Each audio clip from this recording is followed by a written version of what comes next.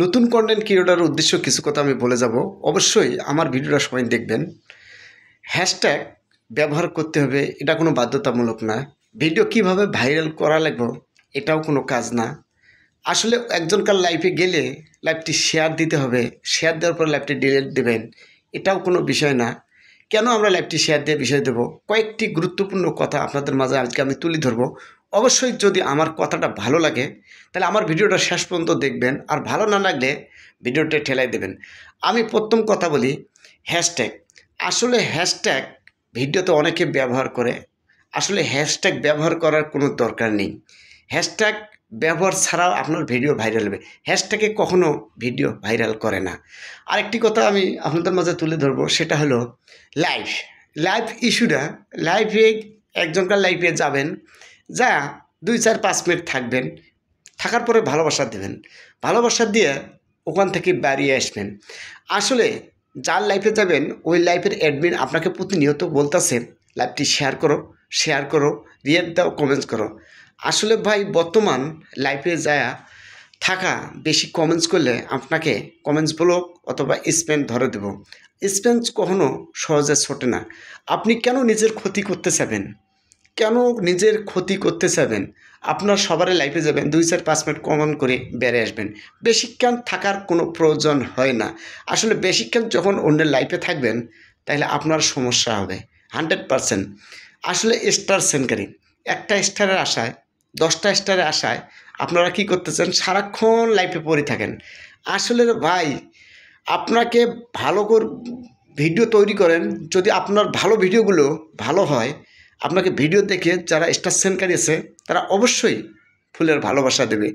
তাইলে 1-2টা স্টারের লোভে সারাক্ষণ তার লাইফে যাচ্ছেন, কমেন্টস করছেন, কমেন্টস করে আপনার নিজেই কমেন্টস ব্লক খাচ্ছেন, স্প্যাম খেয়েছেন।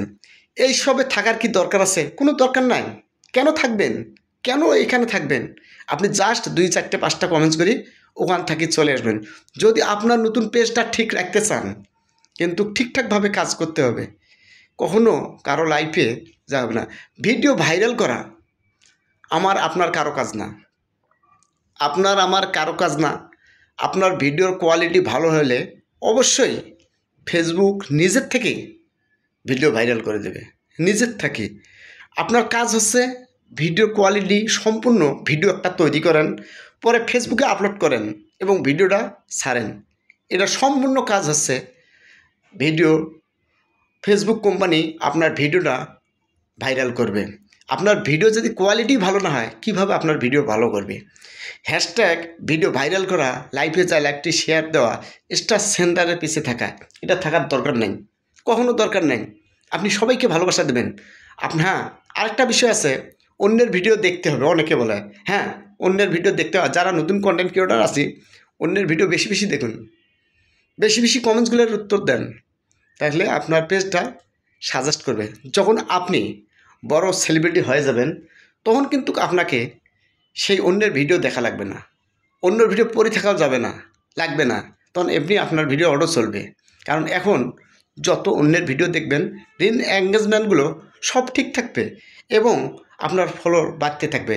তাই লাইফে না থেকে আপনি অন্যের ভিডিও দেখুন, কমেন্টস করুন, কমেন্টসগুলোর উত্তর দেন, পেজটা ঠিক রাখুন। পেজ ঠিক রাখতে হলে আপনি সারাক্ষণ অন্যের ভিডিও দেখার দরকার। আপনার কাজ শেষে পরে আসি অন্যের ভিডিওগুলো দেখুন। সময় 2 ঘন্টা পাচ্ছেন, 1 ঘন্টা পাচ্ছেন, এর মধ্যে আপনাকে যে সব সময় ফেসবুকে অন্যের ভিডিও দেখতে হবে এমন কোনো কথা না। আসলে ফেসবুকে আপনি কথা বলবেন, ভিডিও আপলোড করবেন, ভিডিও ছাড়বেন, সময় পেলে অন্যের ভিডিও দেখবেন। আবার অনেকে বলে 4-5টা-6টা ভিডিও আপলোড করুন। এত ভিডিও আপলোড করার দরকার নেই। 2-1টা ট্যাক্স দেবেন এবং 2-1টা রিলস দেবেন, আর একটা লং ভিডিও দেবেন। জাস্ট 2-3টে ভিডিও আপলোড করবেন, ট্যাক্স দেবেন, এনাফ। 10টা, 5টা, 7টা ভিডিও কখনো আপলোড করার দরকার নেই। তাই বন্ধুগণ, যদি ভালো লাগে আমার ভিডিওটা একটু লাইক, কমেন্ট, শেয়ার দিয়ে পাশে থাকবেন। ধন্যবাদ।